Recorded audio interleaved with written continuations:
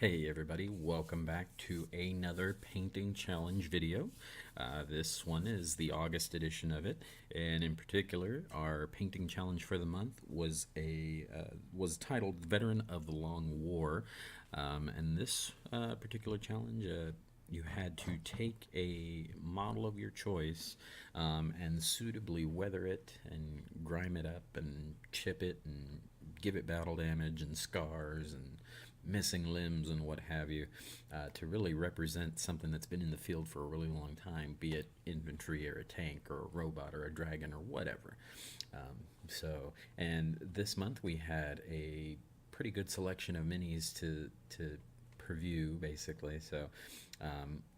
Without further ado, we'll get stuck in. This is actually the first challenge that I participated in a long time ago. And the mini that I posted here below is my entry from last year. Reason being is because I did not get a chance to actually do one for this month's challenge. Moving into the new house and everything took a toll, so I wasn't able to really participate as much as I would have liked to. But that's okay, because everybody else really picked up the slack by turning in some really awesome entries. So let's get stuck in, and we're going to start off with Hirschbrand, who did a couple of Crusaders. Now, if I'm not mistaken, these are probably like 20 mil scale. I think he uses them for battle group, so they're not bolt action sized minis, but they have a ton of detail, and he kicked things off by posting the picture of the three of them in a convoy in the desert setting. And it just really sets the scene, not only the actual diorama that he's got going for it, but he did a really great job adding the weathering to the road wheels, and then to the side skirts, and even on like the front plate, the hull and stuff like that. Everything has sand in it, and if anybody's ever been in the desert, one of the things that you just have to realize is that sand's going to get in everything. So you can never go overboard with sand for a desert themed weathering type project, and this turned out fantastic. It was a really good example of it. I definitely want to do something like this for the upcoming Africa Corps that are going to get released for bolt action here pretty soon. I got a Panzer III that I'm working on, and I'm probably going to do something similar, so thanks for the inspiration there, Pierce. Moving on to our next entry, we have an Orc War Boss by Steve Flershinger. This particular War Boss, if I remember right, was a limited edition release for the Warhammer role-playing game that came out a few years back. You had to buy the Legendary Collector's Edition, yada yada yada, and he was inside there, and he's got this little goblin up on his shoulder as a lookout. And I can't remember their names off the top of my head, but somewhere in the pile of metal and plastic that I've got in boxes, I know I've got a copy of this model. So it was really cool to see this guy pop up, because I hadn't seen it in a good number of years. The weathering on his armor is suitably rusty and grimy, as orcs are wont to do. And then Steve really contrasted it with the bright green of the flesh, as opposed to something maybe a little bit darker and more muted. This bright green really works with the darkness of the armor, so it helps to contrast it and offset it and draw your attention to different locations on him. And then, of course, his axe is really nice and rusty and stuff, and then he's got his punch glove that's got the daggers sticking out of it that looks really rusty too. Even the leather and the fur pelts and stuff like that has this, like, been on campaign for quite a while, collecting grime and mud and stuff on it. So really awesome job with that one, Steve. Thanks for the trip down memory lane on that one. I'm gonna have to go find that model now. Our next entry after Steve is Bob Smith. I believe this is a Panzer IIIL. Somebody's probably screaming at their screen right now if I got it wrong. I apologize. I'm terrible with the letter designations of them, but I do know that it's a 3 because it's only got the 3 road wheels up on top.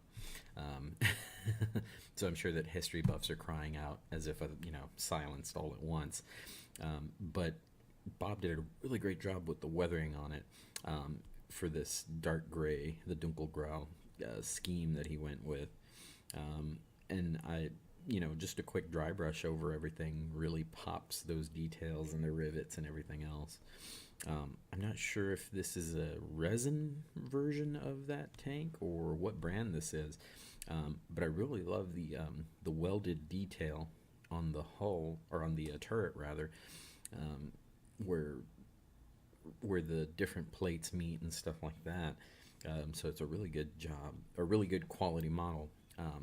And Bob's paint job really did a good job of picking out and highlighting those bits of interest.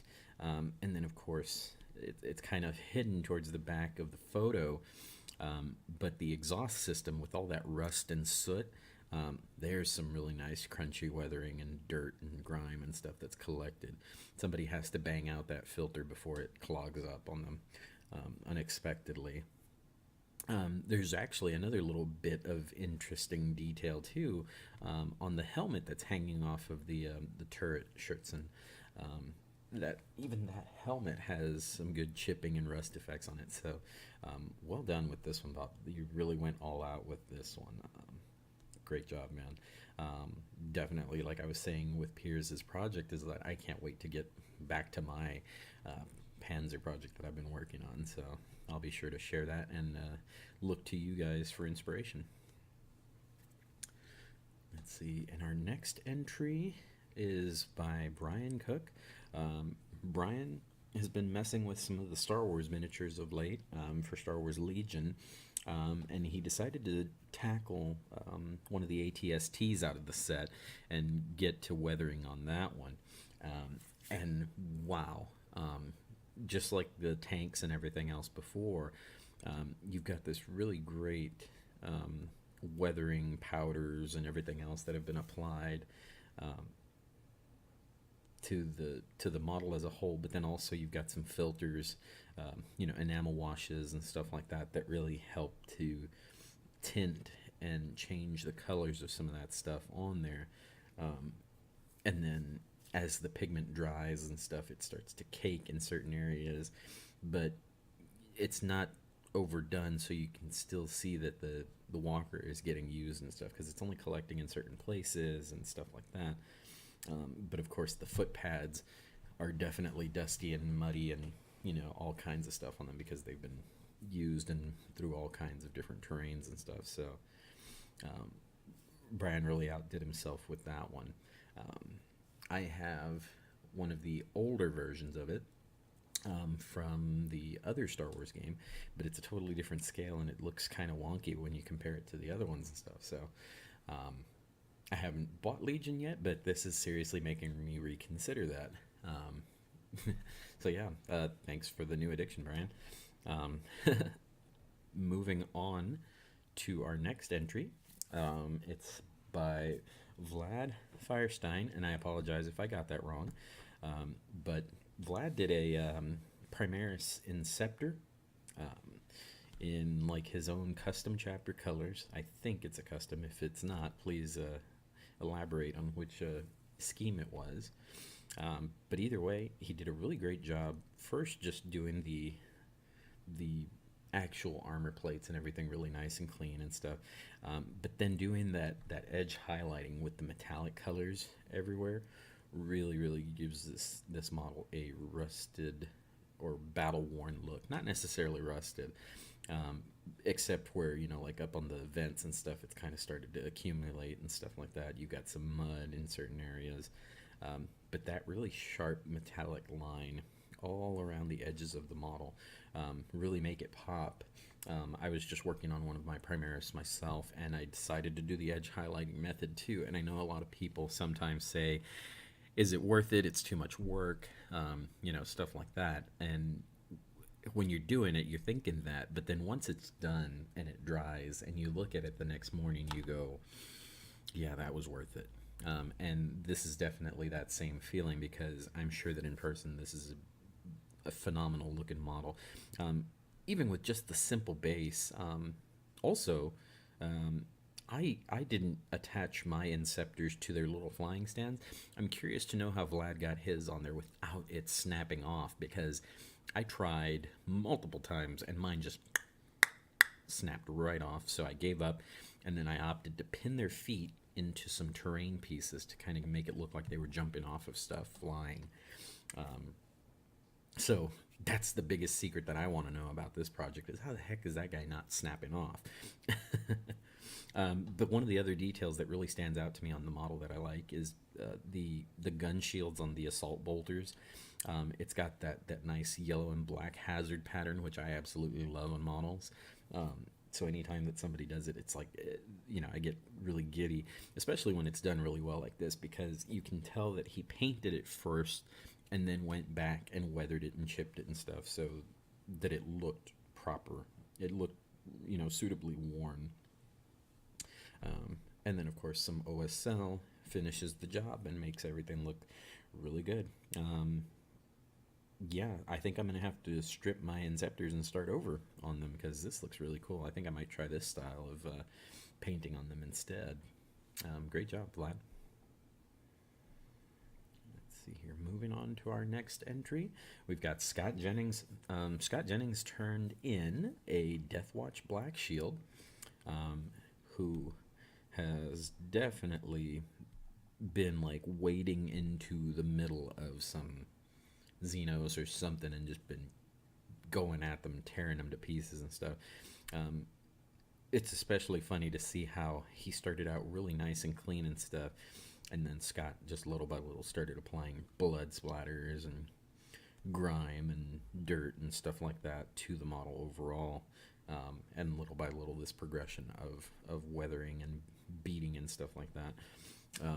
But the shield with the blood splatters and stuff is just probably like the most attention-grabbing piece of the mini. I did not know the Black Shield could take an actual shield. I thought they were restricted to the two swords, but then again, I haven't played them since the last go-around. I'm thinking about picking up the Deathwatch set for the Kill Team box that's coming out for them, so maybe I'll be able to do them again and make a Black Shield like Scott's here, as an homage, if you will. But yeah, the shield and everything overall, even the black is highlighted really nicely and then weathered and chipped and stuff too. So black's one of those colors that can be a little bit difficult to get one, highlighted properly, and two, weathered to where it doesn't just look like you scratched it up or kind of messed up with it. And Scott did a really good job with keeping that balance and making it look good. So really awesome work, Scott. I will be posting my Deathwatch shortly then. And then let's see here. Our next entry is by Josh Schaub. Josh's entry actually has a good bit of backstory. If you go back and read his entry and his updates and stuff that he posted while he was working on it and stuff. I'm not sure which company makes this model, but Josh, be sure to share it in the comments below because it's a really cool looking mini, and it's not anything that's like a knight or anything like that. And I think sometimes, or Space Marine or what have you, we get this tunnel vision about miniatures that they have to be certain things, when in fact it doesn't have to be anything at all because it's just for fun. And this is such a unique little mini that I would have never in a million years thought that somebody made a miniature of a hobo with a guitar. But there it is, so it's pretty cool. And Josh worked on it tirelessly, it looks like, little by little, adding more and more detail, and updating with his progress as he went until he finished. And the finished product is just really, really phenomenal. He did a great job with the bass, and then of course his guitar looking weathered and stuff like that too. His clothes goes from this really bright color to this really dark, dingy, like my only pair of jeans and my only shirt kind of thing. And the washes and stuff like that really help you to do that. This is true for any model. If you add some washes and stuff, and then you kind of pick out highlights here and there, but not over the top, you really get this weathered or this worn look, I guess, is what you'd be going for at that point. Even the hat has a little bit of that look to it as well. And then most folks, I know that they don't want to apply like a single wash all over their model unless it's for like a tabletop thing. I got to get 50 guys done by midnight kind of thing. But I think that adding like that brown wash to the mini, to the skin in this case, really helped also add that level of, maybe this guy hasn't bathed in a while, so he's got dirt and grime on his face and hands and stuff. But it's just such an interesting piece, and like I'm really glad that he added photos of all the different angles and stuff so that you could really appreciate all the work that went into it. So really awesome job with this one, man. It sounds like, from your story and everything, that this miniature definitely had a special place for you, and it's definitely gonna, be on the shelf for years to come, and it's gonna be a talking piece for anybody interested to hear the tale, of the hobo in the jaunty fedora and the motorcycle. Um, so, really awesome work there, bud. Um, and then let's see here. Our last entry is by David Muir, and I'm sorry if I got that wrong, David. I try to get everybody's name right on the first try, but if I didn't, I apologize. David decided to make me jealous by posting some images of the Song of Ice and Fire minis from Cool Mini or Not, from their Kickstarter that they just did a while back. He decided to do Great John Umber, for the Starks, or they hold fealty to the Starks, at least in the game they do. And so he did a really good job. Now the unfortunate thing about the photo, I guess, is just that sometimes your camera doesn't quite register what you're trying to photograph, so it washes out some of the colors and stuff, and it doesn't do it justice, rather. But because I'm used to that, and I can kind of tell that's what happened here. I think David did a really good job with adding the colors in the right spots, so he really blocked everything in really well, and then did some washes and stuff to really grime it up. And then the thing that stands out to me the most, anyway, too, is that he went back and added some blood splatters here and there all over the mini, but he also added them in his hands, holding the grip of the sword. So he's right in the middle of the battle. Maybe he's bleeding somewhere else from another cut or something else on his hands. But then also he's got this gash probably running from his nose or his eye or something like that. So he's got some blood coming from his nose, like right from the T-zone, if you will. And it looks really cool. And I'm sure that in person this is a really good looking mini. It's just that sometimes your camera can be a pain. And I know, because we've all been there. We think we've done such an amazing job, and you go to take a photo and you hate it. And no matter what you do, no matter how many times you try to take the photo, it just does not turn out at all. So, David, don't feel bad. I can tell that you definitely put a lot of work into it. And, hey, if you get them back in or even in daylight, some sunlight and stuff like that, I'm sure that they're going to look totally different if you take photos there. But yeah, really great work. And now I have to try to track down a copy of A Song of Ice and Fire, or I need to find somebody to split it with, because I'm not sure if I could go whole hog on this game. But yeah, so really awesome work. And then just an honorable mention, and I'll go ahead and post a photo of it in here. I know that there were some folks that didn't quite get to finish their stuff, but we had Josh Beasley, who was working on a vampire count. I know he didn't get to finish him, or that might not have been the one that he was referencing. But as far as weathering on this guy, he had some like dry brushing on the cloak and stuff, and then he had the blood coming out of his mouth that looked a little bit dried and caked on, like he just woke up out of his coffin. So that was a really cool one. And then also Peter Brown was working on a RX-78 Gundam, the original Gundam, or Grandpa Gundam, as everybody calls him. And he was weathering him and doing some pre-shading and post-shading and stuff like that on the mini. But he didn't get to finish. But I could tell that he definitely progressed on the project, because it started out, like he said, clean as a whistle. And then little by little, you could see in the photo where he had weathered it and grimed it and rubbed some pigment powders and stuff in it. So really cool work there. but yeah, just, hey, anytime you guys have stuff like that, just keep working on it, keep working on it. And even if you don't make the deadline for the post, um, definitely share it in the group anyway, because you're going to get, more people engaged and talking with it, talking about the projects and stuff like that.